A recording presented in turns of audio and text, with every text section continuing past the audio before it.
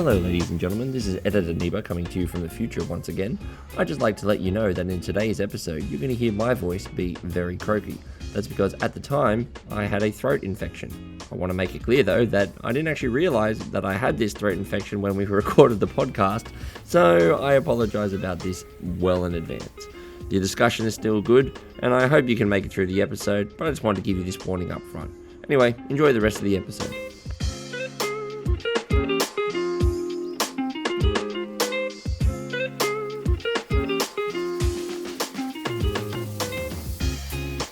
Welcome to Board Game Gateway, episode 12, where we hope to be your gateway into this lovely hobby of ours, which we seem to enjoy so much. It is... I feel like that was kind of half-baked there. You weren't sure where you were going Yeah, with it. I wasn't sure. I had it in my head, and then I lost it as soon as I started. But That's all right. That's okay. here we are. I'm joined by my two lovely co-hosts. We're missing one tonight. To my left, we've got Ralph. Hello, everyone.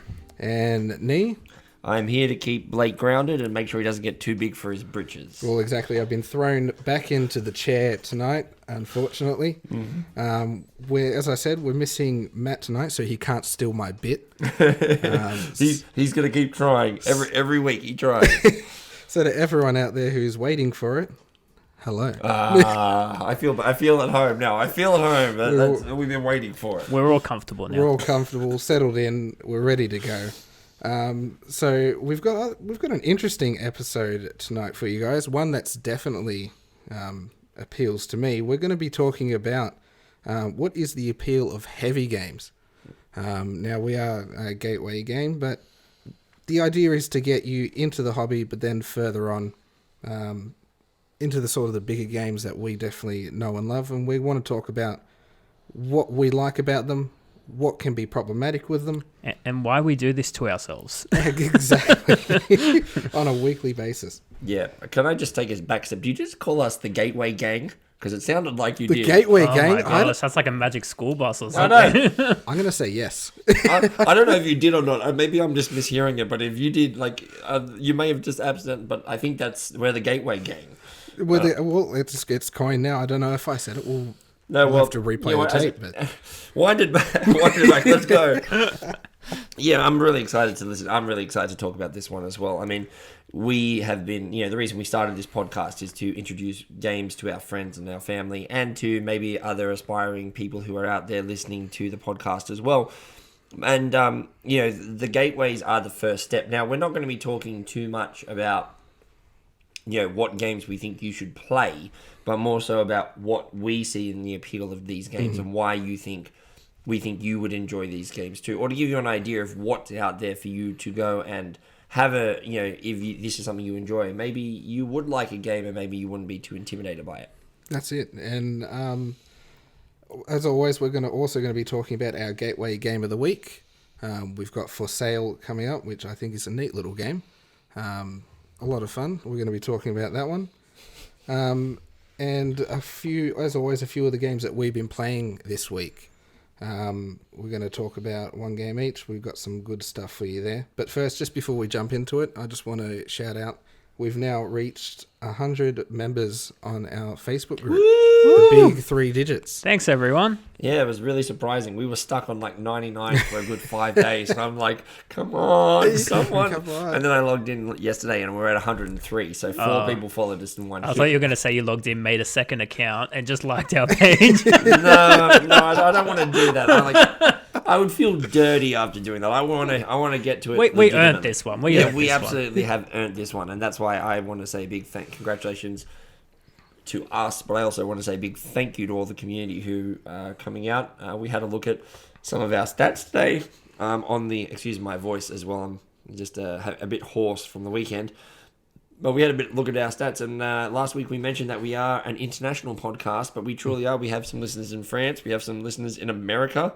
I didn't realize that, so apparently, Ralph, you knew about that, but apparently we've got people listening from all around the world. Yeah, I'd like to shout out to my friend Matt, who actually probably most likely shared the podcast with some co-workers and friends, so appreciate that, mate. That's awesome. Matt's a great name, but so long as you're in America, Matt in Australia is probably not a great name. We don't want to, If he's listening, we don't want him to think, it's a great name. But Matt in America, you're great. You keep that up, mate. Keep that up. We got to keep our Matt grounded somehow. Exactly right. We all keep each other grounded, I think. But I think we're going to jump into it. So I think we'll start with you, Nee. What have you been playing this week? All right. Now, I know we said that we were talking about light games, but I'm going to be starting our conversation this week with a very heavy game because we had our MacArthur board gamers monthly meetup on Friday, and one of the boys organised a game of Age of Steam with his new version from Kickstarter, the Deluxe Edition. And essentially, in a nutshell, Age of Steam is a train game where there are no trains on the board but rails, and all you're doing is we are setting up rails and routes between cities, and we are delivering cubes from cities to other cities. And it's quite simple. It's like, if we have blue cubes on a red city, we want to move those blue cubes from this red city to a blue city somewhere on the board. Where? I don't know. You have to create it. There are some set cities on these maps, but there is also the ability of you being able to create new towns and new cities with new colors to maybe help it. And the game is basically a very heavy economic game. This game took us about 3 hours to play. And for 3 hours, I was warned at the beginning, you can bankrupt yourself in the first turn or two if you're not careful with this game. Because the game is every turn, it plays over 8 rounds, and every turn you have to pay back a loan to the bank, which you can never pay off. The loan just happens to keep getting bigger and bigger and bigger, and you have to also pay for the maintenance of your trains on the board. And when I say money is scarce, you start the game with $10. Now, at maximum, track can cost you about $12, because you're only allowed to buy... $18. You're only allowed to buy 3 pieces of track a turn, and the amount of track that you're allowed to buy, the cost of the track can be $6 maximum. It's basically, depending on if it's harder to build or easier to build, just means if it's less or more expensive. But where this game really started to shine from the get-go is the only way you make money is by delivering cubes from one city to another.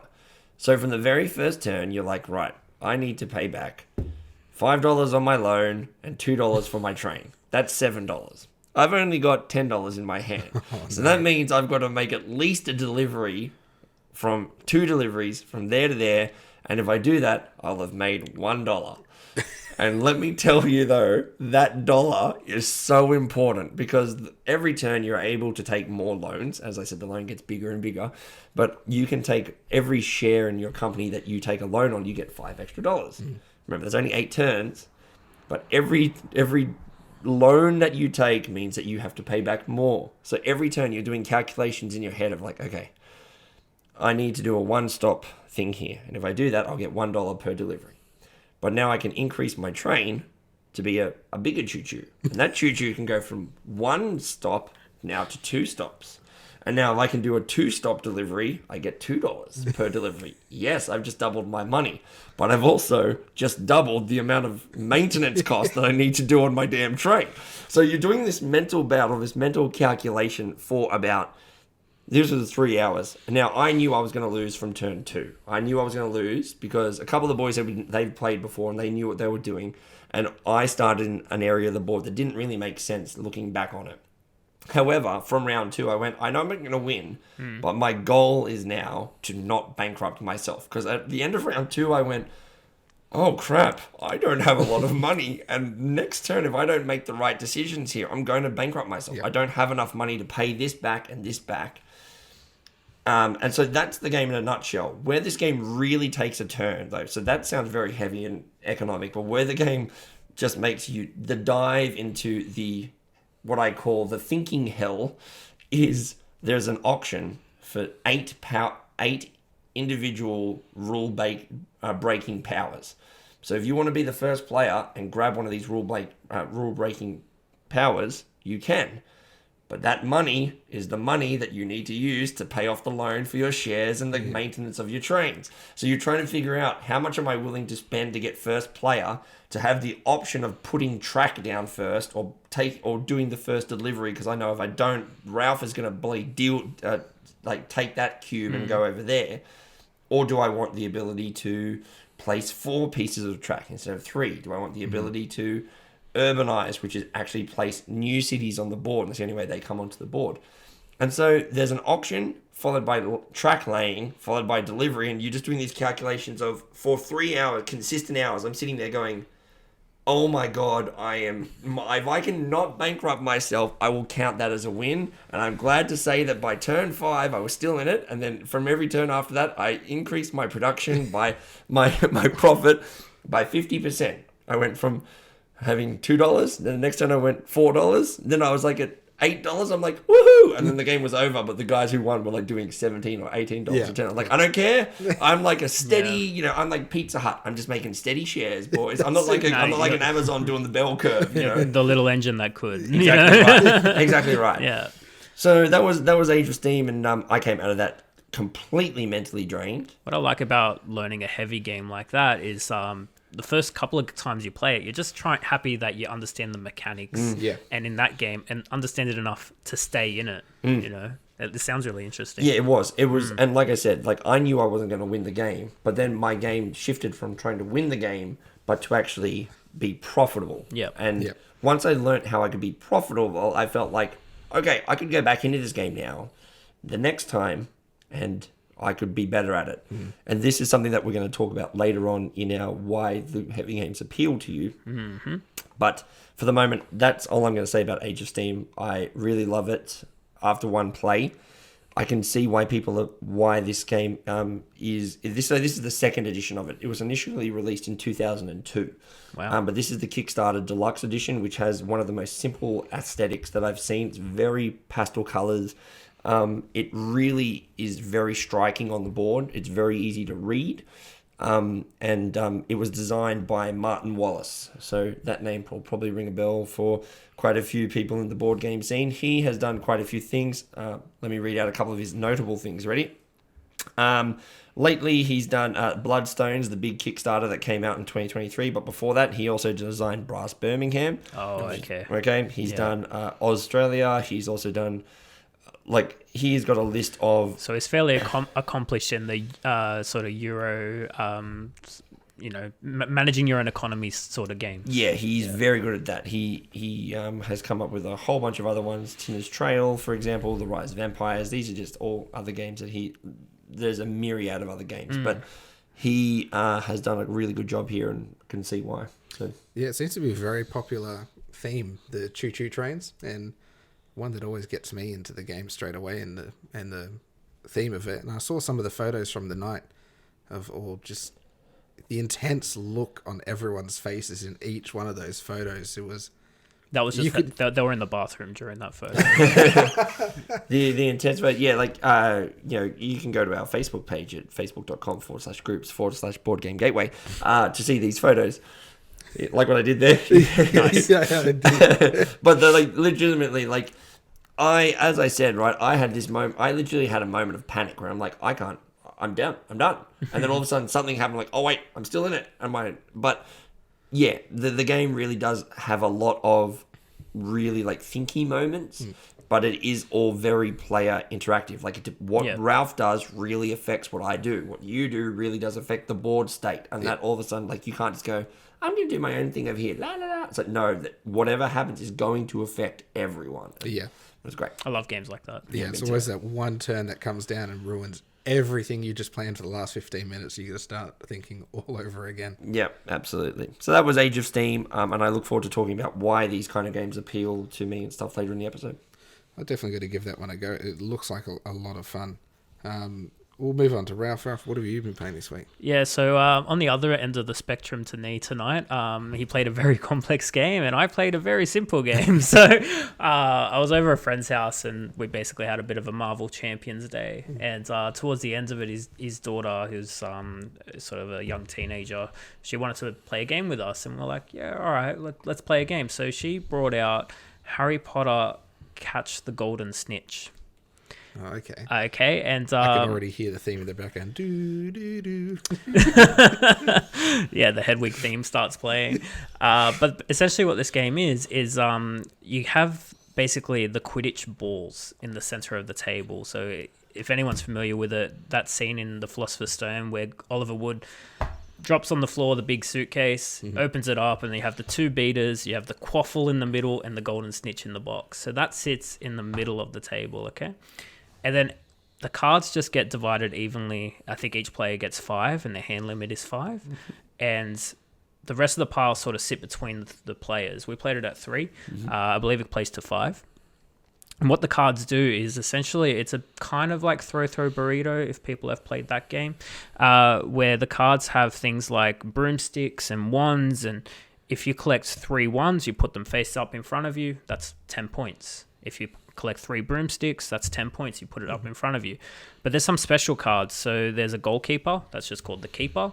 And when you get that, you grab the quaffle, okay, which is the one that the keeper would sort of try and save instead of the other team scoring the goal.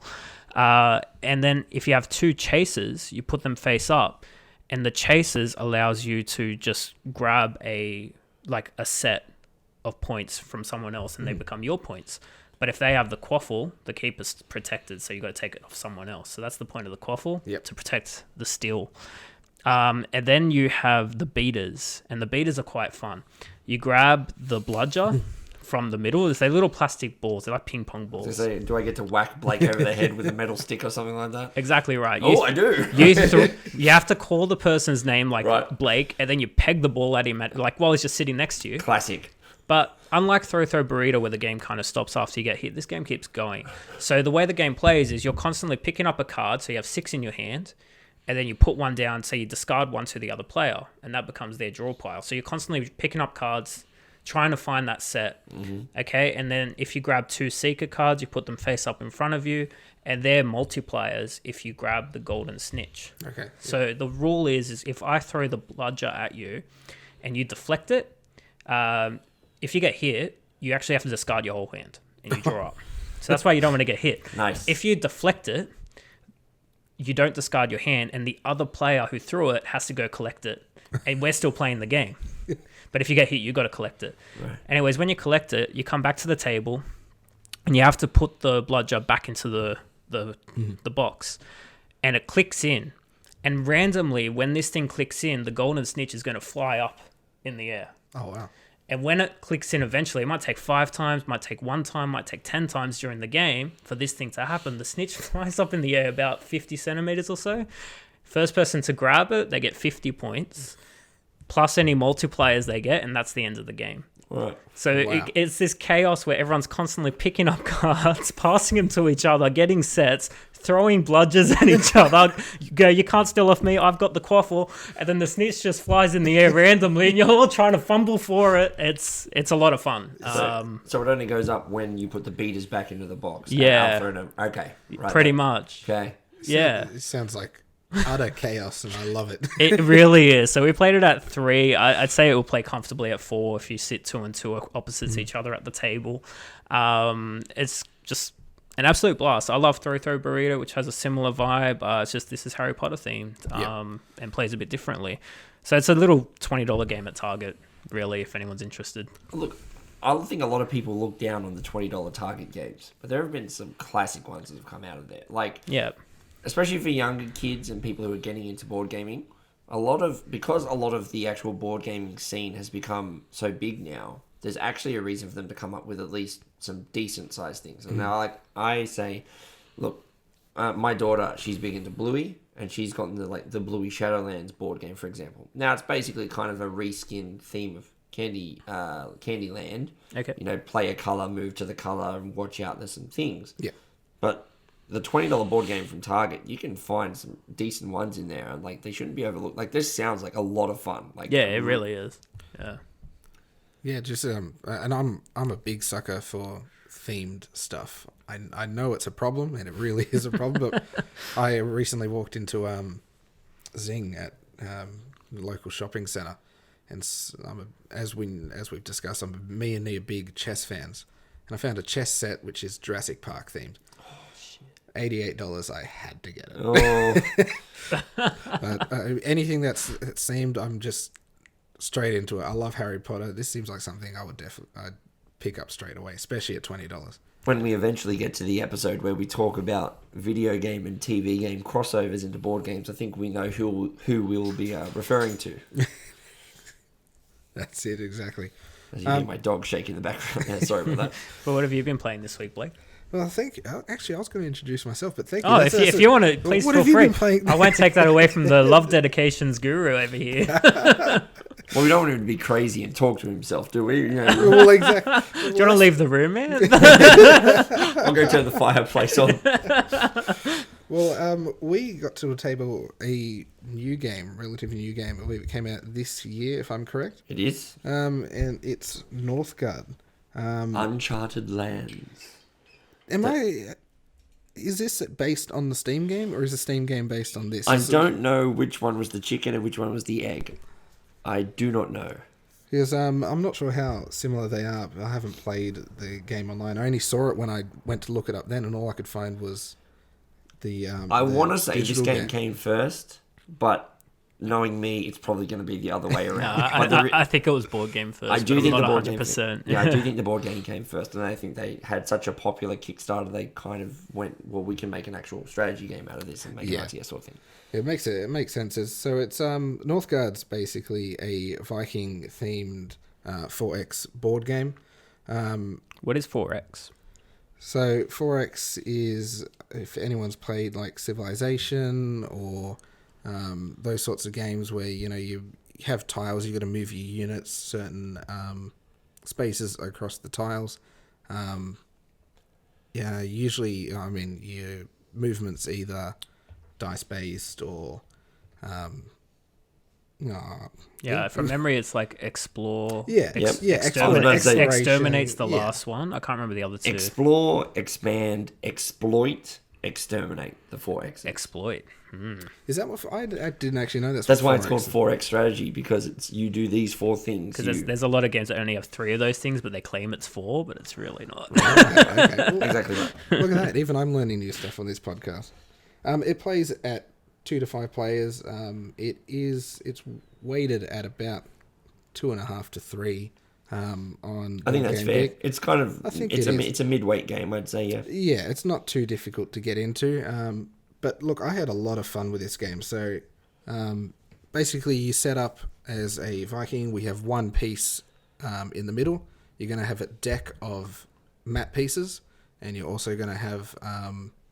You're going to go around the board, starting with the first player, and the first player is going to draw some of the map pieces, add to the map, and then place some of their starting dudes on the map. Mm-hmm. You're going to go around until everyone's placed 2 pieces, and that's your starting area. From there, you're going to start with your a deck of cards. So this is also a deck builder. You're going to start with 6 cards, which are all your actions. So things like building, moving, upgrading, exploring the land. Yep, you can explore more tiles. And getting into fights. And the most fun part, getting into fights. Yeah. So you're going to start building your own little economic engine or your own little raiding party around the map. And that's definitely what I did. I set up behind a mountain range and hid the entire game. So you weren't raiding. You had your little economic engine in the background there, because the other thing about it is that every player gets a unique clan based on some sort of animal. So like snake, boar, goat, bear, for example, or stag. There are, I think, 7 unique clans you can play as. And excuse me, the land every turn will give you some resources that you need to do. But not only that, the way you win the game is either by having the most fame at the end of 8 rounds, or you can control 3 closed territories with big buildings in them. Yeah, isn't that right? And those are the buildings that you build. So a basic turn goes, you're going to get the start of the year, you're going to draw 4 cards into your hand. You're then going to play your action, which is 1 card per turn. You're going to go around the table, play an action each, whether that's building, as I said, building, moving around, replacing cards, using some of your resources. Once everyone's played up all of their cards, you're going to end the round. You're going to go into the harvest phase. You're going to collect the resources based on which territories you control on the map. You can choose to trade in resources, and then it's winter time, so it's time to pay up your taxes. your taxes depend on how big your army is, and then you're going to come to the end of the year, which then you're going to move back around, start your turn again, move the turn time up one, and go all over again. But I think where this game really shined was the battles for me. So I haven't played this game before. Looking at pictures of it, it kind of looks like a bigger version of Carcassonne, the map, where it's all mostly green. It's very bright. You've got what appears to be roads that divides up the sections. Yeah. You mentioned building. What are we building? So you're building either like resource type buildings, so to increase your income. Okay. You can either build defensive buildings to shore up your defenses, or things that allow you to increase your production, like increasing the amount of army you can put onto the map, and things of that nature. So yeah, the game itself is kind of, if you've ever played like a Civilization or a strategy sort of game, it does have that kind of feel of like, okay, you don't actually have like, this is my territory. You only control the territories that you are currently in. Mm-hmm. You can't like say, this is my territory, and then move out of it and still gain the goods from it. You only get the goods that are in that territory. Yep. If you're there. But where this game really starts to shine for me was two things. You said the battling, which is very simple. You walk into another area and you just say, we're going to have a fight. But the good thing about the battling is that it's actually not about killing units. Yes. Mm-hmm. You want to win the battle to get fame, and maybe if you're lucky, you'll thin out his units. Mm-hmm. We found that it's like, hey, we're going to clash swords or axes, I should say, and my axes are better than your axes. Get out of here. Yep. And maybe I'll inflict some casualties, which actually kill your men. And then they have to actually So it's just about making the enemy retreat more yes. so? Yes, very much so. Much more than actually killing them. But they could just come back at you, but their forces are a little bit weaker. Yes. Defense always breaks ties. So it pays to be on the defense. The defense ends, but you only get fame for being on the offense. The aggressor. So you have to make that choice. And I thought that was a big distinction of, trying to push the enemy back rather than trying to outright kill their defenses, which I think can be very disheartening in games like this. You set up, you've got your army set, and someone comes in, wipes you out, or two players team up on you at once, and there's your army, and there's your whole game. Whereas this game, I think the most units you can lose in one battle is 2. And that's only one side of the outcome die. So it's very unlikely you're going to lose your army. You're just more likely to be pushed back, where you can come back and try again. You can regroup. Yeah. Yeah, and that is still just as frustrating as actually losing dudes, as our game will attest. But there's also the element of the deck building, which we haven't really talked about, which is everyone starts with the same 6 cards, plus 2 cards which are... or plus 1 card, which is their unique card for their clan. You can upgrade to get a couple more clan cards, which give you some really unique powers, like being able to cross territory you couldn't normally do, or in Blake's instance, his was like produce more things than he normally would, etc. Yeah. But the only way to make your deck stronger is to pass out of the round. So there are 8 rounds, or 7 rounds, and there are as many development cards, which are the strong cards that go into your deck, as there are players. Mm-hmm. You're only allowed to grab one of those cards if you pass out of the round. And when you pass, you're done for the round, but you get first choice. Okay. So you're trying to weigh up how many things can I do on the board versus I really want that card, because they can be really, really brutal. Like I had a card that allowed me to move 3 spaces, but I didn't have to stop for enemies. So I could just walk through that, and it actually helped me stop a dude from winning the game twice. Because he had 3 lands, and he had to hold it till the end of the age, and I stopped him twice. And he was so pissed. And it really made those battles a lot of fun. I mean, we've talked about other games, such as Dead Reckoning, the battle system in that one, where you have sort of this pirate ship and you're dropping dice into a 3D pirate ship, which can be quite fun, and everyone's looking on the outcome. This is just 1 dice rolled against 1 dice, and I almost found myself standing up cheering these dice on just as much. You're trying to get as many axes as possible, Abood's about to win the game, and it all comes down to one dice roll whether he wins at the end of this age, and he lost every time, unfortunately. I went through like a bit of a phase with dice where I was like, I hate dice games. I hate every game that has a dice in it. But then I've flipped around where I'm like, oh, I love the tension a dice creates when it's rolled on the table, you know? Yeah. I do feel like it has to be done in the correct way. It does, Like, yeah. the dice were never... this is why I said it feels okay and why we kind of liked it. Because if you walked in there with 4 guys versus 2, you can help your odds by saying, well, I've got food. Now, I can spend that food to increase the health of my guys, therefore increasing your axes, right? So 1 apple per axe. So there's luck mitigation here because you can actually help yourself by going, I've got a lot of territory that produces food, so therefore I can help my armies. Therefore, in battle, I can be a bit stronger. Yeah. But as you said, you can only roll... there's a 1 in 6 chance of you getting 3 axes, and then there's like 2 axes, and then there's a single axe on the dice, and then there's a couple of other things that happen. So it's like... you're not actually helping yourself that much. Yeah. It's more about how prepared are you in this battle. Because the attacker always actually has to say first. Yep. So it's like, I have 4 axes to your 2, Blake's defense. And then I can go, as the offense, how many tomatoes or apples are you going to spend? 0. And then Blake goes, oh, cool. In that case, I'm going to spend 4. And so now it's 4 versus 6, and Okay. and then we roll the dice. Oh, that's so interesting. because as the offense, I have to do everything first, so Blake gets to respond to my aggression. That's cool. And so defense, and we had a couple of really big defender ties. Yeah. So like, damn it, I really needed that win.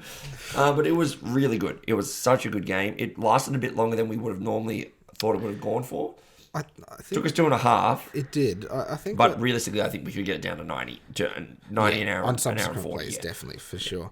But I think what takes away from this dice, it makes it not feel so bad when you're rolling the dice, is there's no negative, quote unquote, negative outcome on the dice. There's no outcome on the dice that's outright negative for you. There can be an outcome that's not favorable. Say you roll to kill some of the other players' units when really you needed more axes to win the battle. That happened to You me may a lot. lose the battle, and you still get to kill enemy units, but now you've been pushed out of the territory. That happened to me quite a bit, and Abood, whereas I'd knock Abood out of his thing, but on the way... oh no, he'd win my battle. He'd win the battle against me, but on the way out, I was killing 2 of his dudes. That's and that it. happened like 3 times in a row. He's like, stop thinning my forces, you... And like, he's yelling at me. I'm like, I can't help it. The dice did it. I can't help it. That's what happened.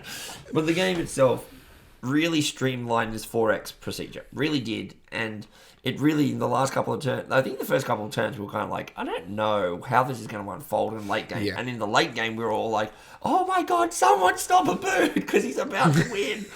And then he was yelling at us going, yeah, but if you don't let me win, we all know Blake's going to win. I'm like, yeah, but you're going to win now. I mean... I had no idea how this game was going to play. I just sort of sat back. I said, I'm going to expand I was the Boar clan. It's all about exploring early, and you get runes for doing that. So I explored a bunch of territory out my way, which yielded a lot of resource-heavy areas, which I then held, and everyone, instead of doing the same, looked at me and went, I want a piece of that.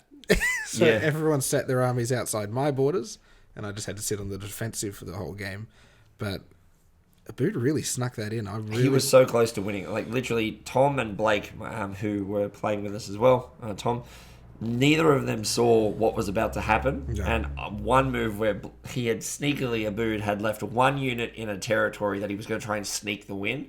And I saw it, and I just walked right in and like beat him 5-1. But the game itself, Ralph, I think you'd really be into it. It's very much a big strategy game. There is a bit of luck involved, not much, but it is actually rewards good planning and actually having a good... an income of like resources behind you to build stuff and things like that. Yeah, it's definitely a game I would be interested to give a go. It sounds pretty interesting. The 2.5 hour mark, I reckon, your guys will get it down because it was kind of your first couple of plays of it. So, and you played it at 5 players, is that right? 4 players, Four but players, it was my okay. first teach and game. Yeah. And that the first 2 turns took us way longer than it should have. Yeah. As we were trying to understand how this game actually plays. And then yeah, from there the late game turns were what I expected them to be. A lot of decisions, a lot of like, okay, I need to do this, we need to stop that. So there was a lot of thinking, but we speed up that early game and easily bring it under 2 hours easily. Yeah, it I sounds think pretty cool. this game, what stood out to me was just how good looking it is. Yeah, It's colourful, it's bright, you get to interact and you're sort of making your own map as you go along. The pieces... That's always fun, just like exploring everything like that. Exactly. Yeah, that's it good. makes each game feel a bit more unique to yourself. You know, you're sort of drawing borders and it just sticks out as something. As soon as you pull it out, the game just looks great. Now, the other thing that we haven't mentioned, and before we move on to our Gateway Game of the Week, though, is this game does come with some really big minis. Some real... Is that just the Kickstarter version of it? Yeah, though? it is. So I got the Creatures expansion, which comes as part of the box, but I've also got the Wilderness expansion, which comes with a Wyvern, which is like yay big and yay tall. About like 7 or 8 centimeters. Yeah, it's pretty... Yeah, for those of you listening, it's actually a pretty big mini comparatively to our little things, and we didn't play with that because we just did the base game just to get a feel for it, but literally now we're going to be playing with the big minis. It was Nice, that good. yeah. But I think we'll move on now to our Gateway Game of the Week, which was For Sale. Nee, did you want to explain how this plays? I will, and I do apologise if my voice is a bit croaky at the moment, but I'll try and get through this and very quickly. But For Sale is our Gateway Game of the Week because I believe it's probably one of the best auction games. Then why are you selling it? Ha! Ha! Ha! Ha! Ha! I legitimately went, I'm not. I'm like, what are you talking about? You got me. You got me good. It is an auction game in which... Oh, no, now that's what I'm thinking. Dumb.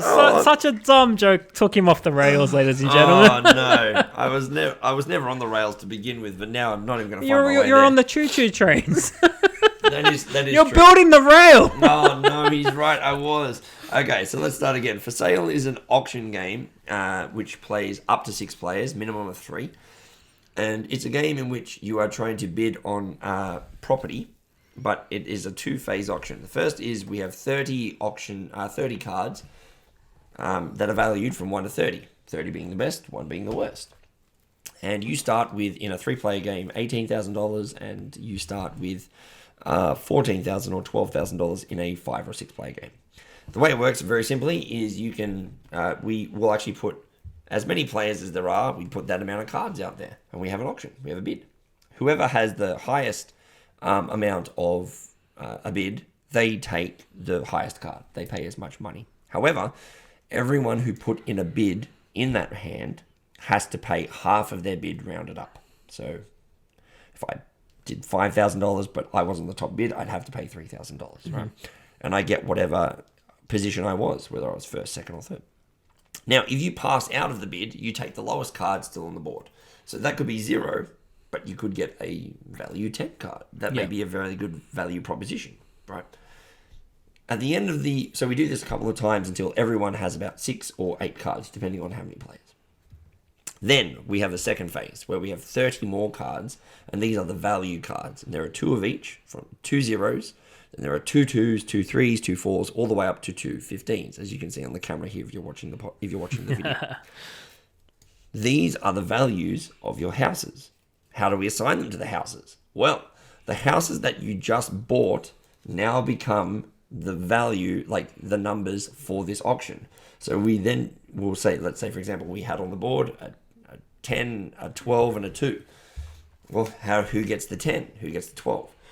We all take one of our properties from our hand secretly, place it face down, and go 3, 2, 1, reveal.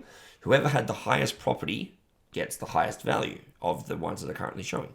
So the game becomes very interesting because you're trying to maximize the profit you get from your property, but you need to play this delicate balancing act because if you bid too low, you may be outbid by someone, and then you may get, like, for example, a 2 value on a 20 house. Yep. You keep going through this, rinse and repeat until you'll eventually have as many value cards as you have properties. Count up the value cards, and any money you didn't spend left over, you get to That's your victory point. That's your points. You That's just your add point, it up. and that's yeah. That's the whole game. But And so you add up what you just bidded for, those value, and also whatever cash you had left as your points. exactly right. Yeah. And so where this game becomes very interesting, this was your both of you the first time playing it in person for both of you. It was my first time. First time for Ralph. First time playing it. Yeah. Yeah. But the game really becomes, it's a standard auction, but then the game twists the format by saying, okay, those things you just bought, they're now the value of what you're going to be using to get their value. Yeah, those properties that you just bid on, they're your new bidding tokens. And now you know that it changes the first bidding phase completely because you're like, I'm trying to get the highest cards at the lowest value so that then I can have, maybe do I want an above the bell curve average of houses to get me something, but maybe I'll never win the highest of the value cards. I don't know. That's it. And I think the most interesting twist is the portion of the bidding where if you don't win the bid, you only pay half of your bid, which doesn't make it an outright who can bid the most amount of money and, weasel out the most amount of value out of their coins. But it's sort of a little game that you're playing where if I outbid Ralph here, Ralph may not upsell me, and then I've got to pay full price for this building. And you want to pay half price wherever you can, but you also don't want to miss out on the high value cards. So it's just it's just give and take. That's right. It's got a lot of intricacy for such a simple game. Yeah, I really liked my first play of it. I did a stupid move early where I paid really high, but it was still an enjoyable game even though I knew I was out of it, and the mechanics were really simple. It's something you could really show anyone, and I think after one game of it, they'll probably be like, yeah, let's play it again. Let's give this another go. Yeah.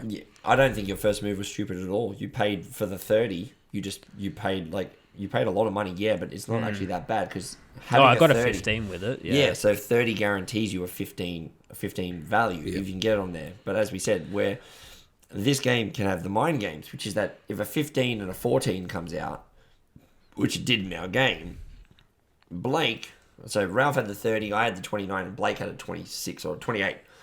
Now, Blake, we played those three cards, and Blake got the 2 value for his 28, which really hurt. Oh, yeah. But in his second play, you now know the 30 and the 29 are out there. Yeah. I can throw out a 2 here and get 2 for free, right? And that's where it's interesting because a low card can be just as valuable as a high card in that instance. In the right moment, yeah. If you've got a draw in front of you and there's a 15, a 14, and a 13, well, you're going to throw out a 2 and you're guaranteed to get something good for that card.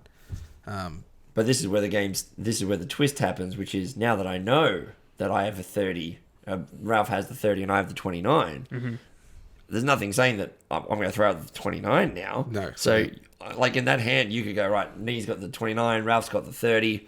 I'm going to chuck out my 2 and get it at $2 because I can't beat them. Yeah. And then I throw out a 3 and get my 3 valued at 14. And you're like, no, I could have played a 6. I started tumbling down that road and then I went, no, back it up. I'm just going to throw out the 27. I'm thinking too deep. So that's part of the game that I didn't quite identify in my first play of it, but I could definitely see where you remember the cards that people bought and that actually played during the bidding towards the second part of the game. Yeah, I will say this game really does start to shine on repeat plays. The first play, you're like, you miss why the first bidding phase is so important, because it only becomes apparent after you've played the second bidding phase why it's so important. Yeah. And then once you played that first game, you should get people go, right, we're going to play a second one immediately because now you see how it works. Yeah. And everyone in that second bidding phase will be much more reserved because you're like, as you said, it's not about how much you're willing to pay for first. Yeah. It's about how much am I actually willing to pay for second or third. That's really the question you're asking right now, because it's like, do I really want to pay $3,000 for a 12? Yeah. That's what you're asking, right? It's like, it's so strong. But I really enjoy it. It's my favorite auction game to introduce to beginners because it plays in less than 15 minutes. Well, that's it. And I mean, it says on the box 20 to 30 minutes, but it doesn't play anywhere near that. If you're, maybe if you're teaching the game on the first go, maybe 20 minutes, but... you can kind of psych each other out as well. You can be like, I'm going to play my 20 right now. And, exactly. There can be a bit of banter like that. I know some people that do that in every card game they play. Maybe at 6 players it would get there, but I don't think it would. Yeah. I was just going to say what I really liked and what appealed to me on my first playthrough is so the cards are valued 1 to 30 for each different house, and they really, like, number 30 is a space station and number 1's like a crappy little thing, and number 3, which I'm holding at the moment, is a little saw in the ground and it has a little welcome mat on it, so it's a cheap house, but like the nerd in me is thinking this is where the Ninja Turtles live. Yeah, exactly right. And then if you look at the cards, you might identify some things. So number 25, it looks like a manor. And to me, that's the manor from Hitman 2.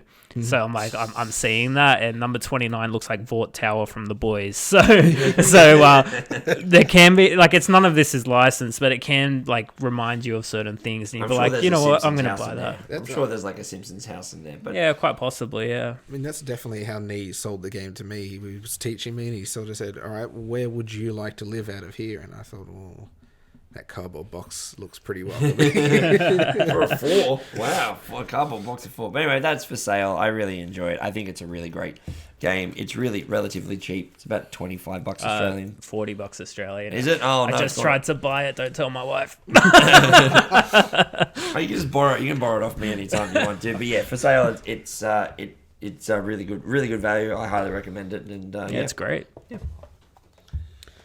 Well, that was our gateway game. Gateway of the week. And now a gateway gang. There you go. We've used it. Oh, you called it. That's what we're called now. We're going to move on to our discussion topic. And what is the appeal of heavy games? Now, for people who haven't played, as Ralph's miming bicep curl. I'm just psyching you guys out tonight. I'm gonna say it's all right. Like, I threw him into hosting duties. You're throwing me off with bad puns. I mean, it's all good. It's all good. It's all right. Ralph is fired after this one. Yeah, I think so. We've given him the sack. But heavy games definitely have their appeal, and they definitely have their drawbacks. That's for sure. But I think when we're talking about getting people into board games, it's not just getting people into these simple games which play in 10, 15 minutes that you can teach anyone, but the next step as well, getting them into medium games such as Northgard and heavier games, which we'll talk about. But I think we'll start. What are some of your heavier games that you like to play? We'll give us a few examples. Yeah, sure. Yeah, I love, like, these gateway games we're showing off and featuring in this podcast. They're literally just a way you can get people to play these medium and heavier weight games with you. Some of my favorite not gateway games, heavier games are things like Mage Knight. Mm-hmm. It's like a solo game. It can play co-op and when you verse each other as well. But it's just a game that's really heavy on rules. And normally, like, just for example, normally you would have to move a thing on the board, you just pick up the character and move it. But this one is you got to play cards that equal to the terrain move value that you're moving across. So it's just like everything is a grind in this game. So Mage Knight's more of like a strategy sort of like RPG sort of game, or what sort of game is Mage Knight? Definitely strategy, definitely deck building, exploration. The theme is like a fantasy sort of thing. You're mages. So I'll have to talk about Mage Knight another time, but that's one of my favorite heavier games. There's quite a few. I'm a heavier gamer, at heart, so I've got quite a few on the special list. But Nee, what's your favorite, you would say? My favorite game at the moment is Twilight Imperium, which is an epic space saga sort of game, where it's like it is a 4X kind of game like Northgard, but it is around the idea of heavy player interaction, heavy diplomacy, heavy of trying to do objectives, trying to outmaneuver your friends.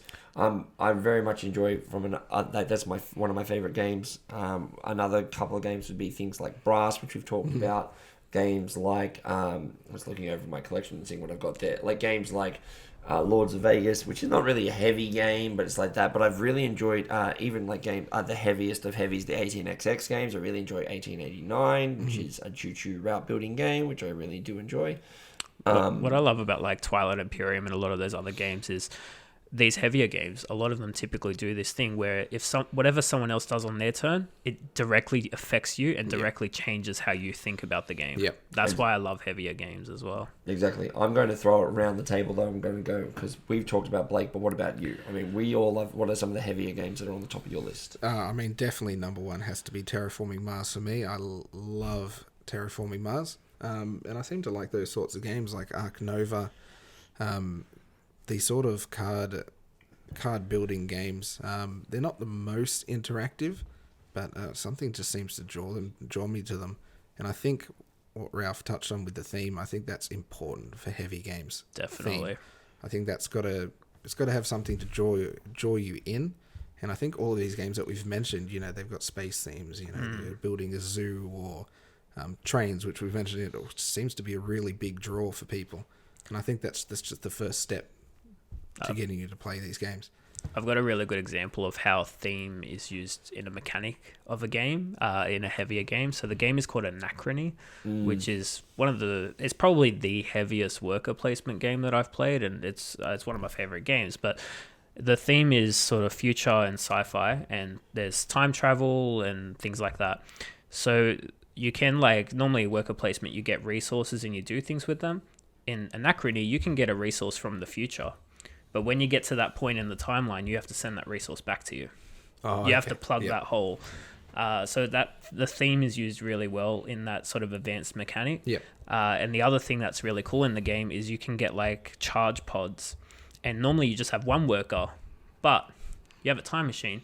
If you use a charge pod, you can come back to the same timeline at that exact same moment and occupy a different place. But you run into yourself and you have to roll some dice and it glitches the game board and it makes certain parts of the board unusable by you. And some of them could be your VP area, some of them could be like certain spots, and it's random.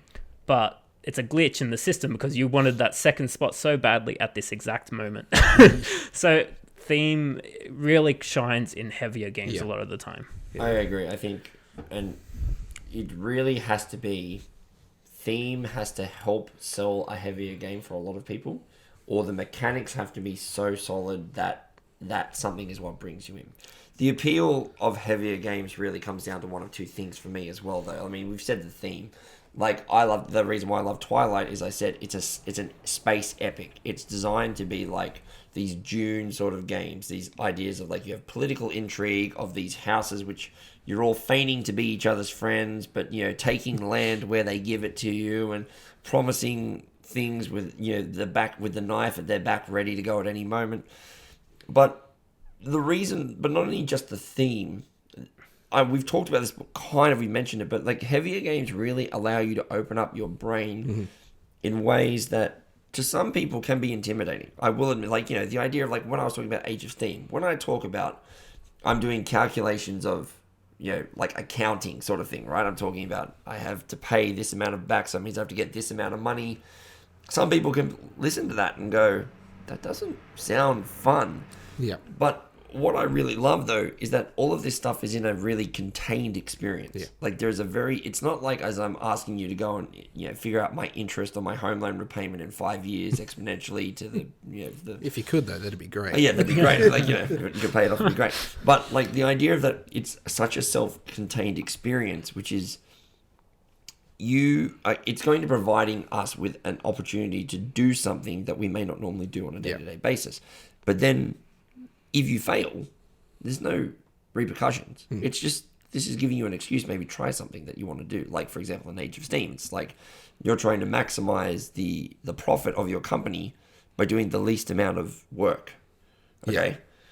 I don't normally have a train company that I have to worry about in real life and delivering from Saskatchewan to New York, but now I'm going to do that, right? Let's see how we go. And, yeah, like, I mean, that's just one of the things I really like. But I mean, like, what are some of the things? I mean, we've talked about theme, and, you know, I know you love Terraforming Mars, and you said that Ark Nova pulled you in from the get-go, and it nearly tipped like Terraforming Mars for you. You said, yeah, it definitely did. It's just like I said. I mean, I'm a sucker for a vibrant and colourful game that just the iconography, the game board itself, but sprawled across the table, your little mini zoo in front of you and the little pieces that you're trying to fit onto the board, it all just came together, and it instantly is. And I've admitted I've been intimidated by games as soon as I get to the board, but as soon as I saw this game, it blew me away straight away. We've already got a copy in the group, but I nearly bought it multiple times. Yeah, keep seeing it on sale. I'm like, should I tag Blake in this? I have thought the exact same thing. But in saying that, look, we should also mention that, yes, we are aware that when we're talking about heavier games in a Gateway show, that they're not for everyone, and that they do have some downsides about it. I mean, first, the most obvious, time. Yep. Not everyone has 3 hours to devote to a board game, to a game, to something. Like, we keep bringing up Twilight Imperium. 3 hours. We kind of play this in separate groups because I've had friend groups for quite a few years, and I'm kind of new to the group here. But I actually haven't played a game of TI with you guys, so I'm really excited. But my group usually plays it in like 10 to 12 hours, and you guys get it significantly less time than that. Well, the last, yes, Twilight Imperium, when I say it's an epic space saga, I legitimately mean it's like an event game. It's amazing. It is amazing, right? But it is a game that I have to put aside a whole day, right? We say to our group, we're starting at 9 a.m. and the game is finishing at 7 p.m., right? We always set a 10-hour time period just because we don't want to wreck everyone completely. But, yeah, like, the quickest that we ever did it in was 8 hours. Because Tom had this one turn where he scored like 4 points in one turn and just won the game from 6. And we're like, oh, and Blake was 1 point away. So it was like, it was going to end the next turn. That's a cool play. That would have been a cool play. It was a really good play where he was like, he used his major power and won, right? So time, not everyone has it. And we get that. But I also feel like some of the best experience I've ever had outside of board gaming in my real life have come from an experience where I was invested in something for a big amount of time. Yeah. That experience may have been a multi-hour experience, like maybe going to a theme park or going to the beach with my friends or something where you go, I'm going to the beach. You can be at the beach for 6 hours. Yeah. And you go, that was such a great day. Exactly. And I mean, I've spoken about it before when we were talking about problems with, getting people into board games, and it's not just the initial time sink itself of 3 hours. It's, hey, we're going to play this for 3 hours, but there's no guarantee you're going to enjoy that 3 hours. You might get into it and just not be enjoying the board game, and you think, well, I just spent 3 hours on something I did not like. Well, look, another one of my favorite games is Spirit Island. Okay, which is a team game where we're all trying to go up against the game, which is essentially like go up against the computer. We're working together, but I wouldn't put that in front of any new players or anyone who isn't experienced with board gaming. We would typically go to the gateway game of Pandemic because it plays very similarly to how Spirit Island does. But then once people really get that, and if they like that vibe and they're in for something more similar, I still wouldn't recommend it. I'll be like, let's play The Crew or let's do something else. Yeah. But only if they're really keen for a heavy game, I will put that in front of a person. Yeah. Yeah. Yeah, definitely. And it's just, getting someone to sit in front of a board game for that amount of time. We've said it before, with respecting people's time. And it can just be, yeah, if they're not going to enjoy that game, they can think, why would I sink 3 hours? Whereas, you play some of these games like that's pretty clever. These gateway games we talk about, they're over in 10, 20 minutes, half an hour even. And even if you didn't enjoy that, you go, well, I didn't enjoy that, but it was half an hour. I can move on to something else now. I own a game called Nemesis, which is, basically it's Alien the movie. You're a crew, you're on the ship, there's an alien, try and escape or something like that. The game is really interesting. The mechanics are really simple. It just takes 2.5 hours. And that's why I struggle to show people that game. I also think as well, there's a lot of people, I don't know if we've touched on this before, but a lot of people feel that when I start a board game, I have to finish. Maybe that's because when they were younger, they've played games where it's like, we're playing a game, we're going to play it till it's finished. Whereas I'm of the opinion, though, I will say, if I'm ever going to introduce you to a mid-weight to heavy game, I will start this with the caveat of, if you are not enjoying this, you need to let me know because we will stop. And I know I've said this on the podcast. Your enjoyment trumps my want to you play this game. Yeah. Now, hopefully, I know you well enough that if I'm introducing you to a game I think you'll like it, and you trust me a little bit to give me maybe, say, an hour of your time, maybe you'll see what it is. But if you're truly not enjoying this game, there's nothing saying we can't stop. And that's the beauty of a board game, I think. You can just stop and go, you're not enjoying it, let's go, we'll stop. It was fine. I've had the opposite experience with a heavy game. So I play with a lot of heavy gamers, and there's a game called Battlestar Galactica.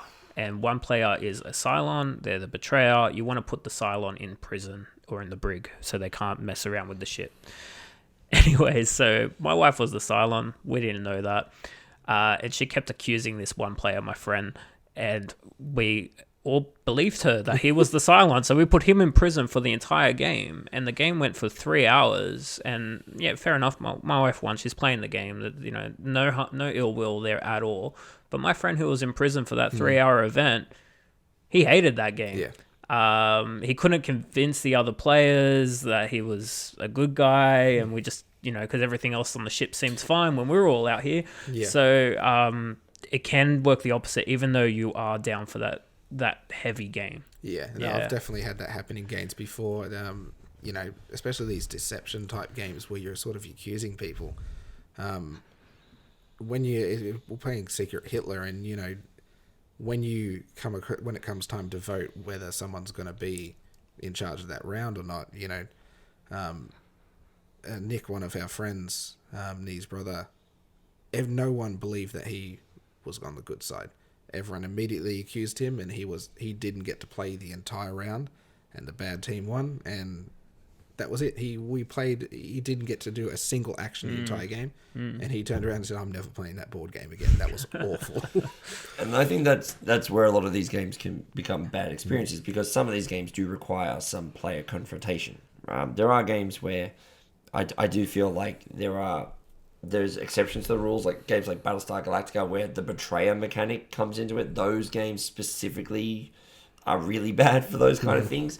But I do feel like games that have heavier stuff, that really focus on efficiency, those are the ones that really can be good experiences, because they can be solo experiences though. A lot of these kind of bigger games like Terraforming Mars, Brass, etc., ones that, not Brass actually, but Terraforming Mars, that require you to make an engine, can be very solo, because we have some interaction, but primarily it's about what can I do better than you. Yeah. There's nothing wrong with that. No. Let's try and spin this around. It's going on negatives. Let's finish this one on a high. Yes. Well, what about some of the positive things? I've played a game called Furnace, and I want to play it. it's really good. And essentially, it's kind of similar to For Sale, where there's cards in the middle, and everyone puts little cubes out, and that's the auction. And then the next phase is, okay, you trigger all your cards, you're tapping this, you're getting resources, and then we do another auction. That's the game. So the interaction is there, but then, you do have that solo engine building sort of mechanic to it. Yeah. And that's, I wouldn't say it's a heavy game, but like it's definitely a step up from a gateway. I would like to say that I do think some solitaire things are good, because you have the option to not, like, because it can actually affect people. If you affect my plan, some people don't like that. Some people like the idea of, like, I want to make the most efficient thing I possibly can to beat your efficient thing. And if I did, yes, I did that. Like Search for Planet X. I know it's not an engine builder, but that is a solitaire game where we're all trying to get this information first. But I love that. Yeah. It's not bad. I love that. And there's definitely heavier games that are not solitaire. Like I've completed Gloomhaven almost twice, and that's 4 guys, we're all on a team, and we got to defeat all the monsters and explore the rooms and do these other missions, and that's a heavy game. That's probably the most impressive game that I've seen, because it's essentially an open world video game, whereas if you do that mission, you can't go to this area anymore. If you use that item, you can't use these. And there's game part to the game. That's why we played through it almost twice, because we wanted to see more of it. So it's really incredible that someone made that just out of cardboard. And I think you touched on something there, which can be another problem with these heavier games. And it's definitely was my first experience when I first started coming to these board game nights. I mean, he picked me up and first introduced me straight into Great Western Trail, which is quite a, it's not the heaviest game out there, but it's definitely up there for For somebody your who first hasn't game, for- I apologize. I'm so sorry. But it was so good. I loved it, but straight away I came away from the game, and because it's such a time sink and the rules can be so involved and in depth, it can take multiple playthroughs for you to understand what's even going on in the game or what you need to do. Yeah, there's a lot of symbols to look at in that game. And you can sit there and sort of go, well, okay, I've played the game once. Now I'm ready to play the game. Now I think I understand and because that. they're so long, I came away from a lot of these games going, all right, I'm ready to go again. It's 11 o'clock at night, but I'm ready to go again. Yeah, that's it. That low of... It's a low in the sense of, like, maybe you don't get it on the first play.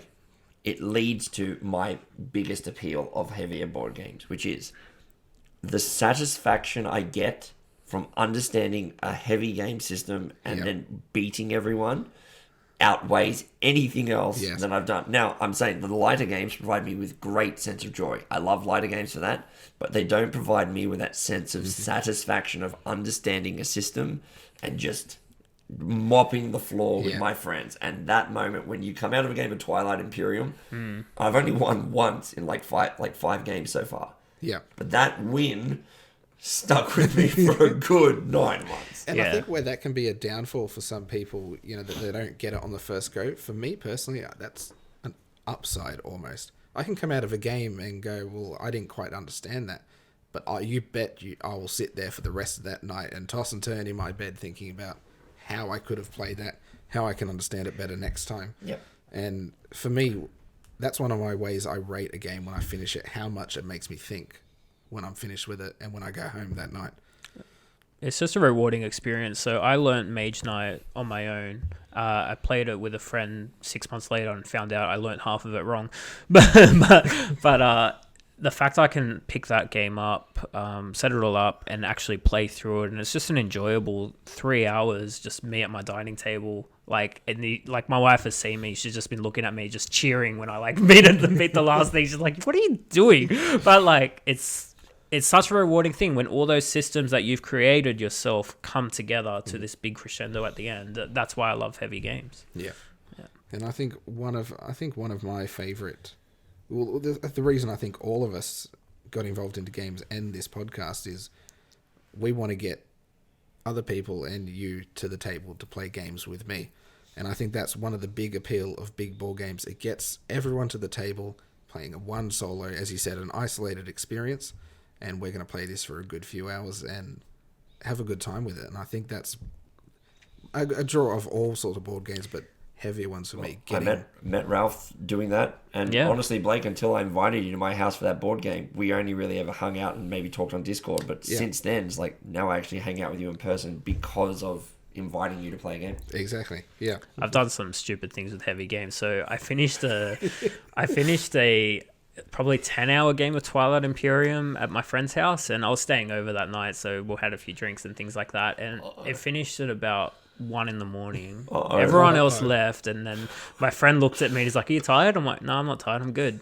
And he's like, "Do you want to teach me Mage Knight?" Oh no! I'm like, not after a 10-hour game of Twilight. All right, but so I taught him, and we played a 2-player co-op game of Mage Knight, and I think we went to bed at like 6 or 7 in the morning because the teach is like heavy, and like you did that after TI, and you're just like, "Oh, I'm fucked."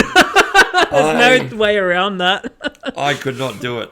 I come out of a game of Twilight and I'm just completely wrecked. But like, how often does someone say, "Hey, Ralph, can you teach me this most complicated game that you know how to play?" I'm like, "Yes, I can teach you." If that's not the appeal of heavy games, I don't know what is right there. Oh, you're a stronger man than I am. That's for sure. Oh, I think we may be wrapping up there, gentlemen. I think that's a perfect way to bring us to the end, I reckon. I agree. I think so.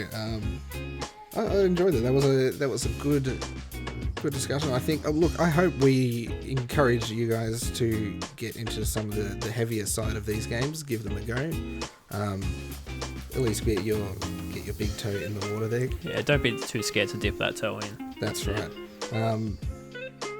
But yeah, I think that's good. I think we'll wrap it up there. Thank you guys all for listening. Thanks for hanging out with me once again, Ralph. Yeah, thanks, Blake. It's been a blast. Nee?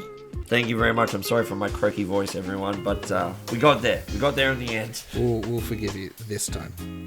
Look, it's no silky smooth tones of Mr. Blake, so unfortunate. But that's all right. We'll get there next Board game dedications, TBA. It is coming. Don't worry. It is coming. We guarantee you. So until next time, guys, I think that's us signing off. Thank you, boys. See you. Bye.